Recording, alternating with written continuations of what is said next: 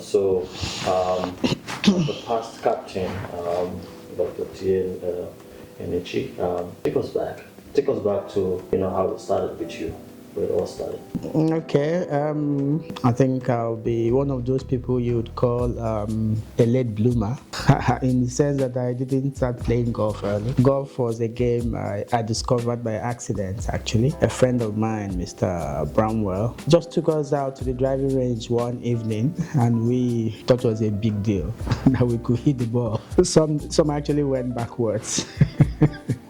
Yeah, but that's how we started, and then uh, from the driving range, we started going. I think we started at West Bank initially. Then I think we still had the Alex Golf Club in Sunny Ridge. So we went there from time to time to hit the balls. I wouldn't say to play golf because that wasn't really playing golf. We're just mucking around. Yeah. So that's where it started. And then the wonderful thing about golf is that it grows your network quite quickly. So from those early time spent at the range and the courses, I made a lot of friends. And I was introduced to more formal games at the clubs, and I joined West. Like I was saying, I made a lot of friends. One of the first for me was a gentleman named Dr. Sidney Mohafe, late memory, a wonderful guy. Incidentally, he was also a dentist, so he moved to East London after his retirement from Umtata, and then he set up here. He's one of our past captains of Border. And then one Sunday, actually Saturday, he sent me a message, you should come play Nomads. Actually, that was the very first time I heard about Nomads. Okay, and then I said, sure. I mean, I welcomed any opportunity to go and hit the balls with friends. So I came, and what I saw was mind-boggling. The organization, the way people moved around, everything was done differently. Wow, I felt very privileged. Sidwa had given my name to Mrs. Carol Womberg, and then I got drafted into my first Nomads game. It was beautiful. It was in East London, the club I eventually joined. So that was my first experience with Nomads. And after that first game, I couldn't wait for the next one to come. And that's the story. That was in 2020, and I was eventually inducted as a Nomad in 2020 at the Olivewood Golf Club. This was just before the huge pandemic, COVID. My induction was a special one, special in so many ways. That was my very first game at the Olivewood Golf Club. I had heard so much about the club, and it was a big honor and privilege that day, which was my induction day, I played it at that special golf club, Olivewood. And like I was saying, I was inducted by the national chairman, who was making his official visit to Border that Sunday. So I was in early 2020 before golf was shut down. So it's been a wonderful journey since then. I was saying that I'm a very committed person. Once I am committed, once I decide is what I want to do, I put my all in it, and that's exactly what I have done with Border. People say I'm easy to get along with, so maybe that's why. After a few games, that was in 2021. I had played just over. Remember, golf was shut down for many months because of the pandemic. So when we returned, and most of the meetings and everything we did were online. So it was during one of those meetings online, I was nominated to stand as the junior vice captain. Actually, it was again something that happened by chance, because the person that had been in the position, Dr. Sia Bungani, has stepped down. So there was a kind of vacuum. And then I wouldn't say we were desperate, but we needed to fill that position urgently. I can't overemphasize how important it is to have the position of junior vice captain. I know some clubs don't have it as a standard, but I think it's a very useful learning time. So I was nominated by Mr. Peter Alam, It was an online nomination, and that's how I was voted in to become the junior vice captain. The junior vice captain to Mr. Stembiso Melani, who was the vice captain, and Bessel Boysen, who was the captain at the time. And so that's how it started. Unlike most people, I didn't have the luxury of knowing everything about Nomads before joining. I was basically trained on the job, okay? I was learning as I was going. There were so many things I had never seen until I became the junior vice captain, the vice captain eventually. So while I see it as a big honor and privilege to have had that chance to serve in that capacity of junior vice captain at the time, it wasn't an easy one because, like I said, I was a greenhorn basically. I didn't know too much at the time. Yeah, but I'm glad it has happened, and here we are now. 2022, I was nominated for the position of vice captain, and then in 2023, I became the captain.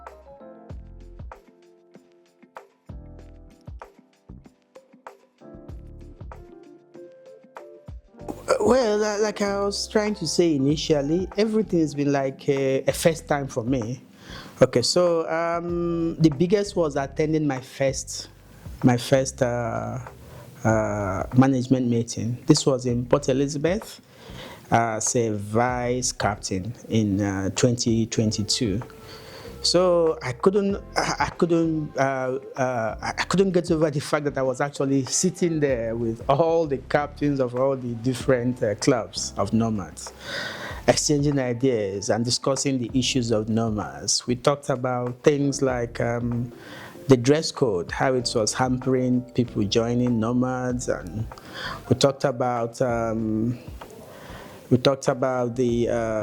issue of people not staying for prize giving and so many things. So it was really exciting. I felt like finally I was a nomad. Okay. And of course, my captain at the time, Stemiso Melani, was very helpful. He basically held my hand, told me, "Oh, you mustn't speak, you must speak," and all that. Yeah, so it was fabulous. I can't really point at one particular event and say this was the most memorable, but I mean there have been such wonderful stopgaps in my journey as a nomad. We attended my first nationals in Free State in 2022. Yeah, that was in Bloom, at the Bloom Golf Club. Beautiful, well organized, wonderful experience, meeting people from everywhere, not just from South Africa, but from outside the country, from the UK, from Australia, from the various African countries.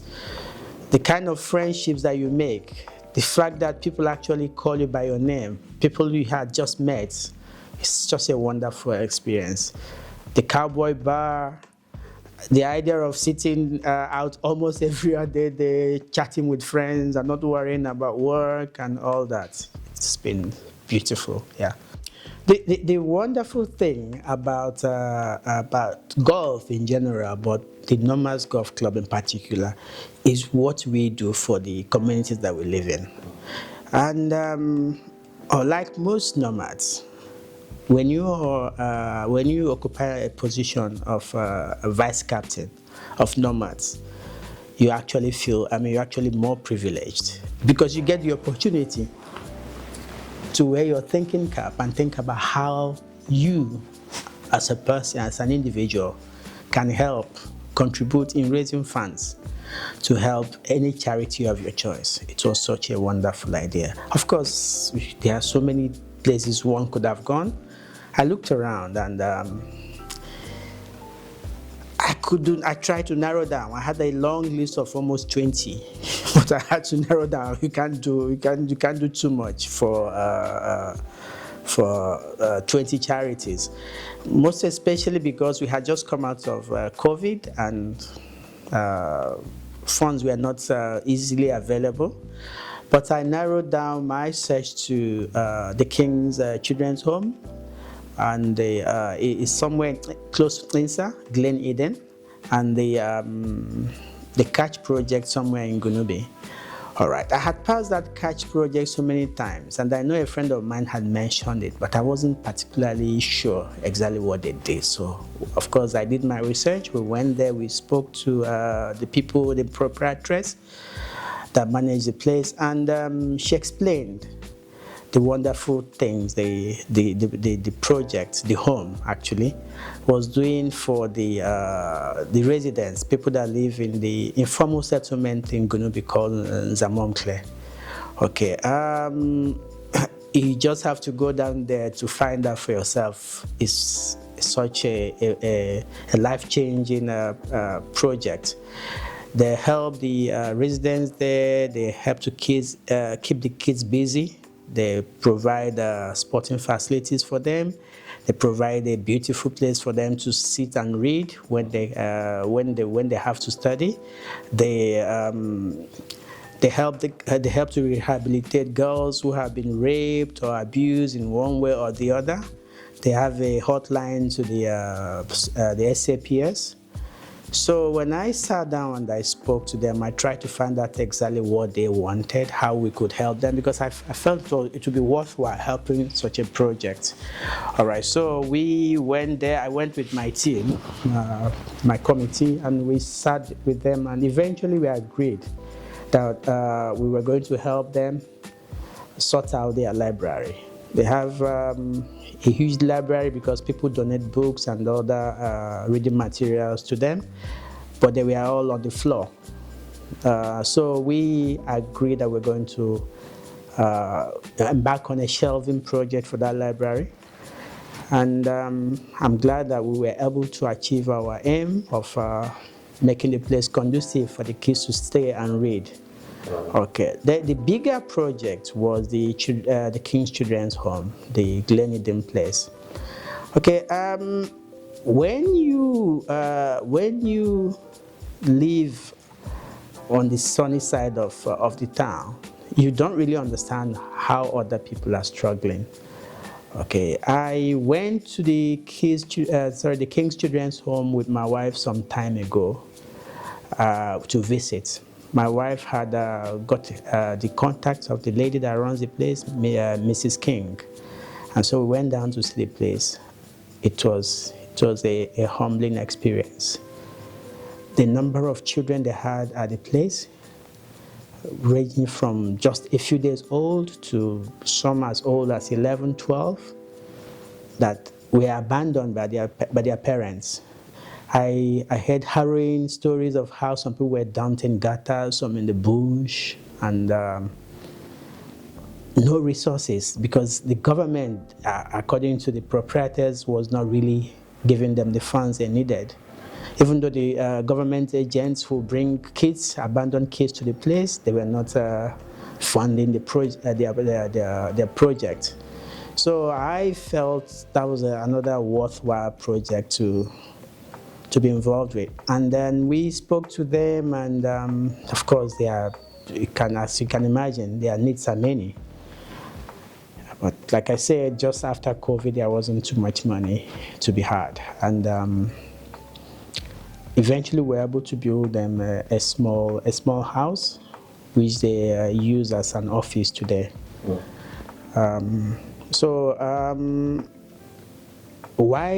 While I believe I could have done more, I'm really very proud of what my committee and myself achieved during that year. I'm eternally grateful to all the people that were in my committee that year that helped us realize our dreams of helping these two projects.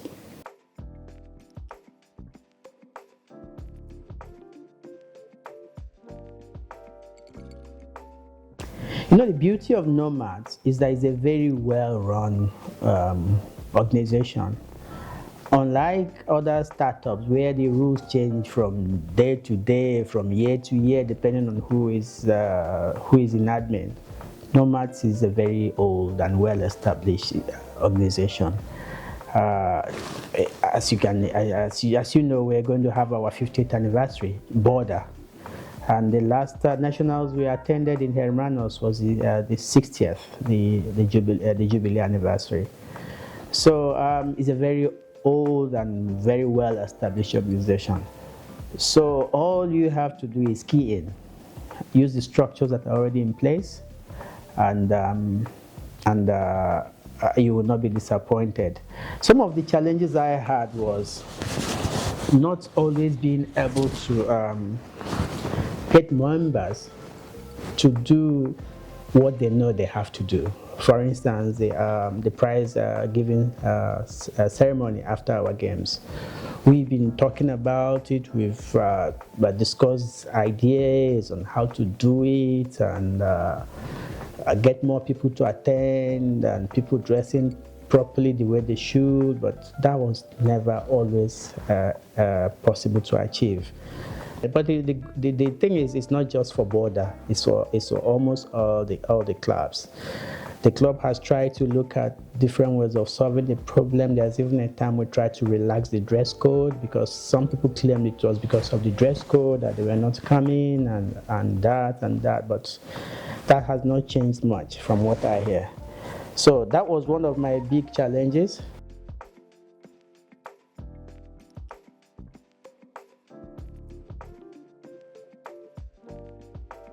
Well, it's going to be our 50th. I've attended other anniversaries. I attended the anniversary of the 60th of Natal. I also attended the Bowland anniversary. I think it was the 30th some years ago. So the anniversaries are special events. It tells you that your club has come of age. All right, and when you look at the list of past membership, not just those that occupy the positions of captain or vice captain and junior vice captain, when you go through that list, you see that you're actually very privileged, that you belong to a club that has attained 50 years. Okay, 50 years is not 5 years, it's not 10 years, 50 years. It just tells you a lot of things, and it also means that we have a big responsibility. We have come of age. We are no longer children. We have to do things properly.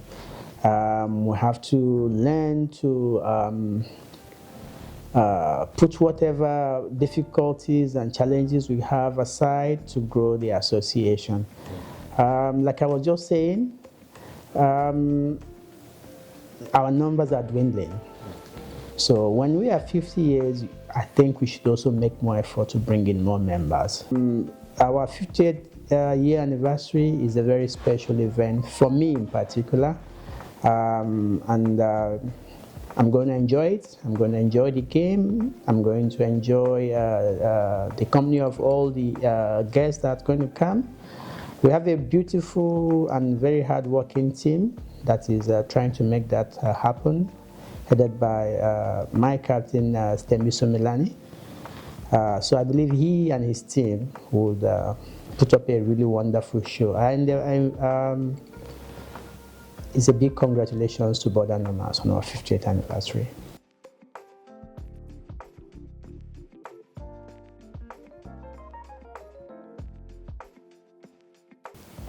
I must say, I'm not very excited about the changes that I've noticed. When I joined Border Nomads, like I said, it was a lot bigger in numbers, but over time we've really dwindled. We had a field of about 70 when I joined. Now we struggle sometimes to make 50. So that is negative. The positives, though, are many as well. One of them is that Border is the most transformed club in Nomads. When you come to Border, everybody has a voice. You have people from all races or colors or hues or professions at Border. So I think it's a very special and wonderful thing, and one I think we should try our best, do everything we can to maintain. All right, other clubs I believe are trying to copy from from the strides that we have made, and I think it's one that actually depicts the real ethos of nomads. So I'm very happy about that. Um, I would attribute the growth to a couple of factors. One will be the quality of leadership we've had over the years. We've had some wonderful people. I've read about some of them because I wasn't there. I didn't know most of them. But every now and then somebody is introduced to me. Oh, this person used to be the captain. This person used to be that and that in Border Nomads. So when you look at them, one thing always stands out. You could see these are all wonderful people.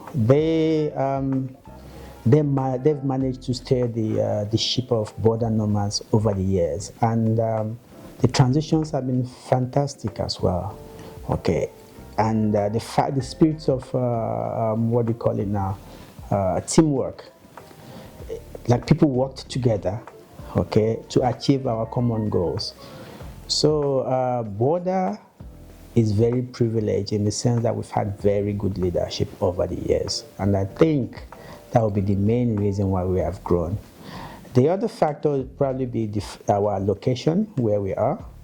In the Eastern Cape, there are just two clubs, Border and Eastern Cape. Okay, but on this side, close to the border, down as far as Natal, we just have one club, which is Border Nomads. So it's basically also our catchment area, the fact that we're able to attract people from this wide zone. So that has also helped. Okay, I think that with time, if we're able to take our games down towards the Transkei from time to time, we're even going to grow more than we have. So, okay. During pre-induction ceremonies, I always tell the inductees that the only way to enjoy nomads is by being involved. You don't have to be the captain or the vice captain or junior vice captain to be involved. There are so many, even if you're not on the executive committee, and you want to be involved, there's always room for you to be involved. And it's only when you're involved that you actually begin to see some of the things you never knew happened in nomads. You see the very close relationships that people have. You see that people are willing to give their time, give their money, give their friendship, okay, just because they are members of Nomad. You will not notice these things unless you're involved. So as the captain of that Border, I felt that firsthand. I met a lot of wonderful people. I saw a lot of wonderful things happening behind the scene most of the time. People things that you normally wouldn't have noticed if you were not in that position. You see people who are willing to use their own money, their resources to carry things, to fetch things. The equipment officer, the prize officer, in my case, Mr. Rollins, Ryan, and you actually see how good people are, the goodness in people. Ryan and his wife spend almost 2 whole days putting things together for our special days, like the Andrew Mentis game or the Gold Cup. So you begin to see it's not just about taking, it's also about giving. And you're encouraged when you see such wonderful things happening around you. So being the captain has opened my eyes. It's made me see that Nomads Golf Club is not just another golf club. It's a very special group of people who want to enjoy their game, who want to make friends, who want to network, but most importantly, who want to give back to the society that we live in. Yeah.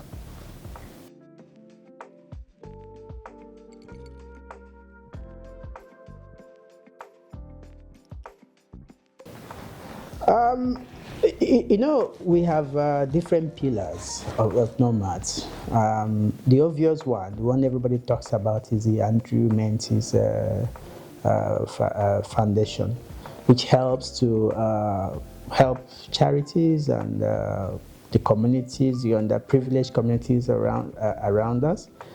But there are so many other ways. For instance, there's what we call furtherance of golf.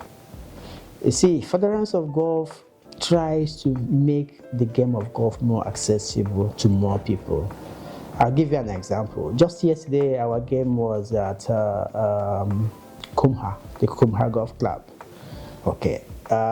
Any other golf group would want to negotiate the best price for their members. I mean, for green fees, they would want to beat the price down as much as they can. Border Nomads is actually one of the few clubs that say no, even though they're asking us for 250, we're going to give them 350. Why? Because if we gave them 350, then they'll be able to keep the golf club open and the course in good condition for people to play. The junior golf, we've actively assist junior players in our area, especially the underprivileged. Last year, the captain introduced what you call the Captain's Cup.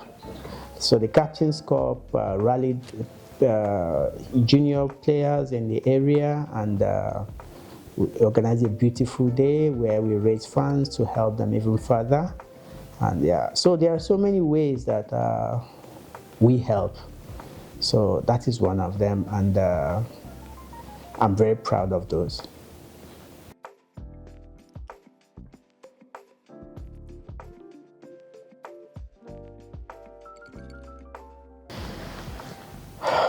Well, what I will say is, if you are involved in any capacity, not just the captain or vice captain or junior vice captain, in any capacity at all, you have to learn to give your all. You have to be fully committed. You have to know that it's better to give than to receive. All right. By giving, I don't necessarily mean giving money or giving funds. It can also be giving of your time, because it's a great job that you have to do. Okay, you have to travel. You don't have a choice. You have to go to events. You don't have a choice. You have to attend every game of the club. You don't have a choice. So what I'll say is, when you are ready to serve, commit fully. Don't hold anything back. Make plans. If you want to be the captain, you have to make sure that you've got the time. Okay, because it's not something you could do part-time. It's not something you could do when you feel like it. Okay, so Nomad's captaincy is a full-time job. So before you even put yourself forward, you have to be sure that you've got the time and that you have what it takes. And your family understands, because it's not easy on the family as well. It's not easy convincing them that every month you have to go to a game on a Sunday. You have to attend the various meetings, you have to go to the nationals and all that. So as much as possible, you have to carry your family along as well. So I think those are some of the advice I would give to incoming captains, yes.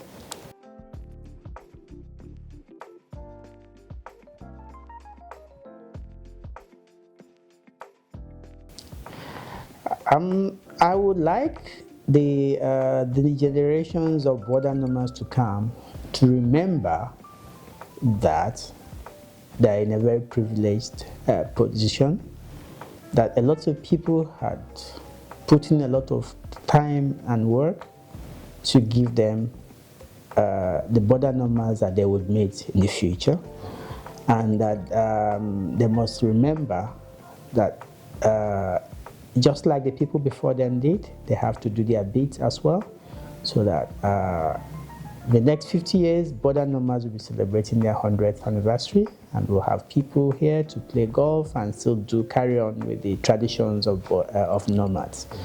So yes, I'm talking about continuum. We have to do our bit, and we'll pass the baton to the next people, and on and so forth. That's how it has to be, and that's how everybody has to, and what everybody has to work towards. Yes. Thank you so much, sir. Thank you for sharing your story and insight. Your leadership and contribution have helped in shaping Border Nomads into what it is today. As we look forward, to honoring the legacy as we step into the next 50 years. Thank you so much. Thank you so much. It's so serious. Yeah.